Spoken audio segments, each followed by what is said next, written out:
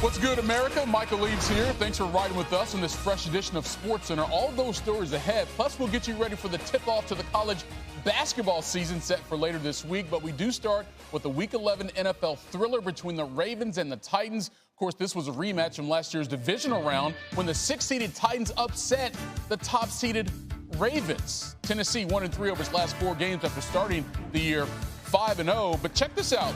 Before the game, Titans huddled up in center field. John Harbaugh and Malcolm Butler get into it, and then Mike Vrabel joins the fray. A little dismissive there. Okay, keep that tucked away for later. Opening drive for Tennessee, Ryan Tannehill to Jonnu Smith. 1-yard touchdown, Titans up 7-zip. We skip to the third quarter, 14-10, Ravens up. Lamar Jackson looking deep for Mark Andrews. Holla if you hear me. 31-yard touchdown, and check this out. Oh, Lamar, Malcolm, is this beef real? We go to the fourth quarter. Titans down 21-16, 2:30 to go in the game. Tannehill to A.J. Brown. Yo, bruh's not going to be denied. 14-yard touchdown. They convert to two-point play to go up 3. Ravens kick a field goal. We go to overtime. After the Ravens punt on their first possession, Tennessee just needs a 3. They're in field goal range, but Derrick Henry's like, yo, 6 is 2 times better than 3. 29-yard touchdown. Vrabel, Harbaugh, handshakes not happening. Titans win at 30-24. Here's Sal Palantonio. I was here back in January when Derrick Henry shocked the stadium. Fans in the stands rolling through the Ravens for 195 yards and sending them home 28-12 in the divisional round of the playoffs. This time, today, it was a 29-yard walk-off touchdown run in overtime. And this place was eerily silent when I caught up with Derrick Henry in the end zone, out of breath, one-on-one. Felt great, I just want to be able to help my team win, and whatever I can to do that, I'm willing to do. Everybody did a great job blocking on that play. I just had to break a couple tackles, make my read, and get north to south. You're out of breath. It's okay. Take a breath, man. It was 90 yards you go in the fourth quarter and then win in overtime. For this team to come in twice in the playoffs and then here, how important was it for you guys? I think we just wanted to focus on how we play, our culture, and improve throughout the week. We like how we played last week, but we just stuck to it, worked on all 3 phases throughout the week, and came out here trying to play a complete game. They're a great team, so that was a great win for us. Any of the pregame altercation or festivities there at midfield fire you guys up before you came out onto the field? I mean, it's football. Whenever they're jabbing and stuff going back and forth, both sides can get fired up. They played a hard-fought game. We were just better today, and I'm glad we were able to get a win. How can you carry this forward going for the rest of the season? Build off this. Like Coach said, now's the time when teams separate themselves. We just focus on taking 1 week at a time and getting a W, going 1-0 each week. Hey, Derrick, great job. Congratulations. Yes, sir. Appreciate you, Sal. Good to see you.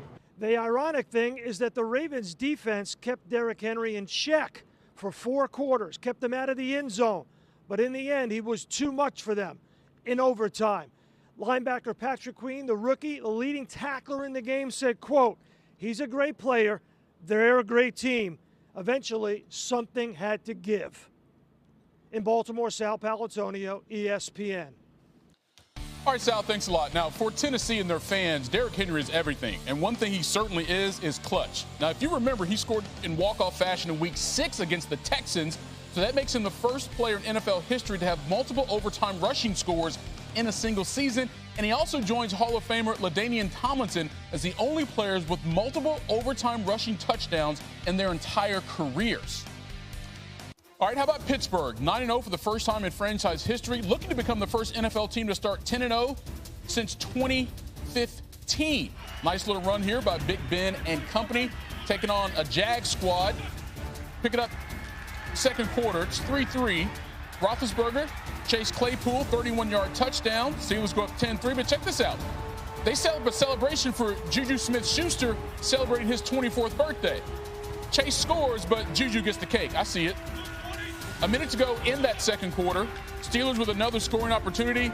Ben to Deontay Johnson. How did he make that catch? Well, he had 12 of them in the game for 111 yards, but none more impressive than that one. Deontay out there doing it for the gram. Steelers were going to score the very next play, 17-3. 8:44 to go in the game. Jacksonville down 20-3. Jake Luton just trying to get something going. The problem was he kept giving the ball away. Terrell Edmonds picks that one off. Luton had 4 picks in the game. So how would the Steelers respond? With Big Ben throwing one of his 2 touchdowns in this game. He went 32 for 46 for 267. They're 10-0. Mike Tomlin, are you happy or not? Nothing's perfect about us except our record. And we talked openly about that last night. You know, we just want to wear it the proper way. We want to step into the stadiums and be prepared to fight and compete every week and understand that we're going to get people's best shot. And so I like the general attitude of the group today. And I said it this week, we're not chasing perfection in terms of 16-0. We're chasing the Lombardis. And so that's the most important thing for us is we just have to focus on this week and playing our best 1 week at a time.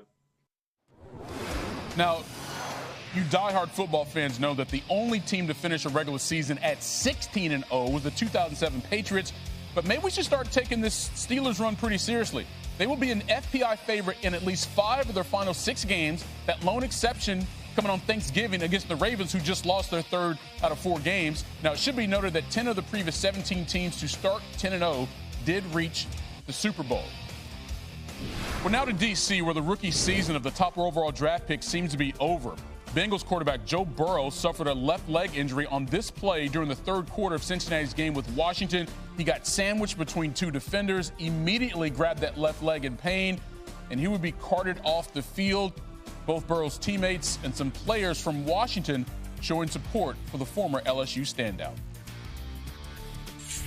He handled everything like a professional from day one. And to be voted a captain just speaks everything you need to know about the guy. And the players have responded to him, the coaches have responded to him, the city has responded to him, and all that is equally as important, you know. And so, again, he energizes this team, and you know, he's been a tremendous player, everything we hoped he'd be, and we'll get him back at some point. You know, we don't know when that is, but for now, we gotta transform that energy and put it somewhere else in this team. These are guys that have played together and played against each other for a long time. They know each other. They got a tremendous amount of respect. And everybody cares about each other's career, and I think that's one of the cool things about this game. You know, is you go out and you can fight and scratch and claw, but when it's all said and done, you know, you're friends. And I think that was a good example of sportsmanship, and I was glad to see it. It's just unfortunate. I hate to see a young man like Joe get hurt. He's like I said, he's a heck of a football player, and we know he'll be back. And as you might expect, a lot of reaction from around the NFL after Burrow left that game. Patrick Mahomes